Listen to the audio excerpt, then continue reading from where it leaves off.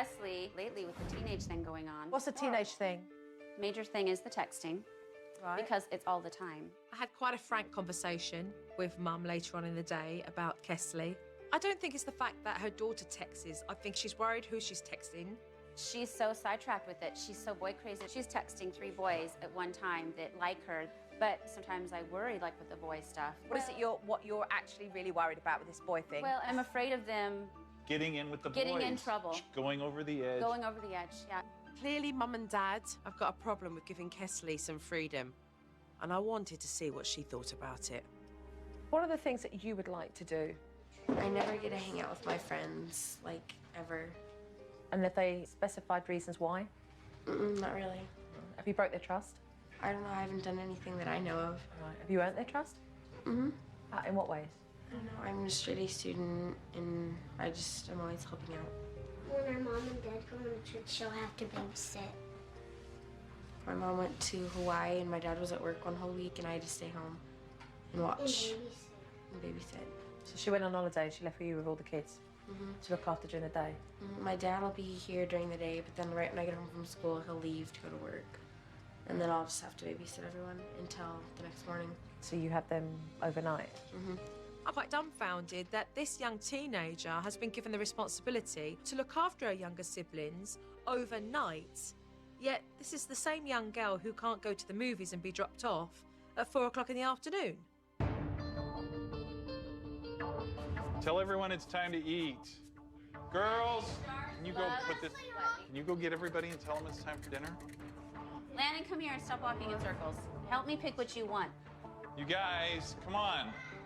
When dinner's going to be served, the kids gather together for prayers. Who's gonna say prayer? It's Marin's turn. You said it yesterday. And then it's mayhem. It's Oh been up my in the gosh, room we for are 2 not gonna days. fight over who's gonna say the prayer. Landon, stop getting physical, and he just pinched her, David. Daddy, Wait, this is kind of overload right now. Can you hold on just a second? Landon. No. Landon, let go. I don't like this world. Landon, you're being a little brat right now. Let's go. I got a butterfly, Daddy. No, the deal is after dinner.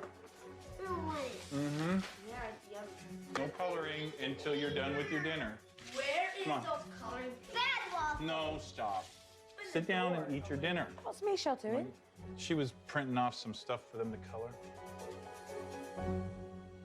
They want the kids to sit down and have dinner, and yet Mum's on the computer making all of these printouts for the kids to colour in, and Dad's banging his head on a brick wall to try and get the kids to sit down and eat. I'm a little bit confused here. How does it work, you doing the pictures and trying to get them at the table to sit down and eat before doing the colouring?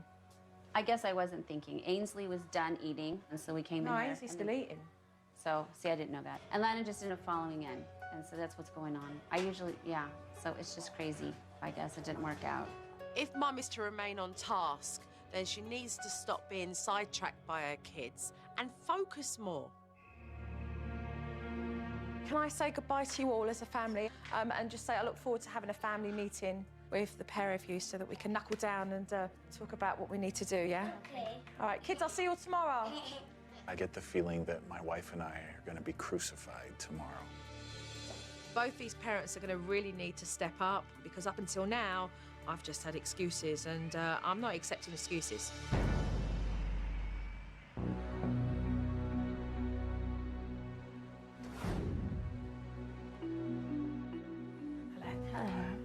So let's talk about discipline. I'll say that again, discipline. Okay, where is it? We don't really have, we both decided. 1 minute's one thing, and the next it's something other. Right. The pair of you together have not established what's appropriate discipline for our 13-year-old, what's appropriate discipline for our toddlers and those in between. You haven't discussed that together. Not really. We haven't discussed much of anything. Now that I'm listening to you. I mean, what happened? The two of you met, you decided you were going to marry and have 6 kids, and then you stopped talking. Like, what happened? It's crazy. So who gives the warnings in the house? Well, it depends. If you call her warning, I'm gonna call Dad. That's about it. If you're prepared to be somebody who's going to pass the buck onto Dad, then you're basically saying that what you have to say and your empty threats ain't worth nothing. And then guess who becomes bad cop? And is that fair? It's not fair. And then that puts you in a situation where you lose your cool, and then you start to shout and yell, and then the kids only respond to when you shout and you yell. Yeah, just a big ogre. Let's talk about Kesley. I heard you both say, well, we trust Kesley, but your actions don't show that you really trust her. How is it okay for your 13-year-old to look after her younger siblings overnight while you're working night shift and you're off in another state? How is that okay? Yet to drop her off at a movie at 3 in the afternoon with a couple of friends and then pick her up is not acceptable. When you show Kesley that you don't trust her, what do you think it does for her? It decreases her self-esteem. Correct. Makes sense.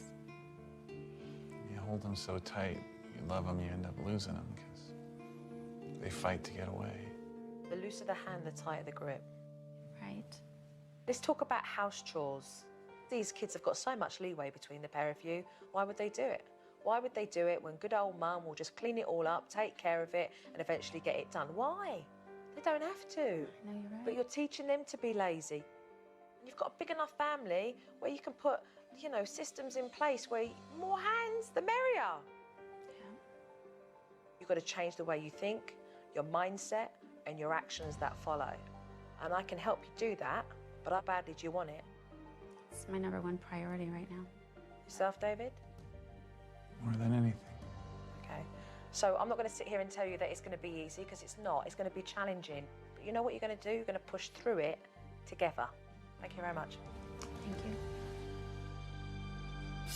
Coming up on SuperNanny. You need to go in timeout right now.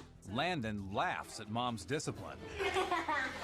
And dad's harsh words make Kendall cry. Now that was just a crappy thing to do. I don't like this smartass attitude. When SuperNanny returns.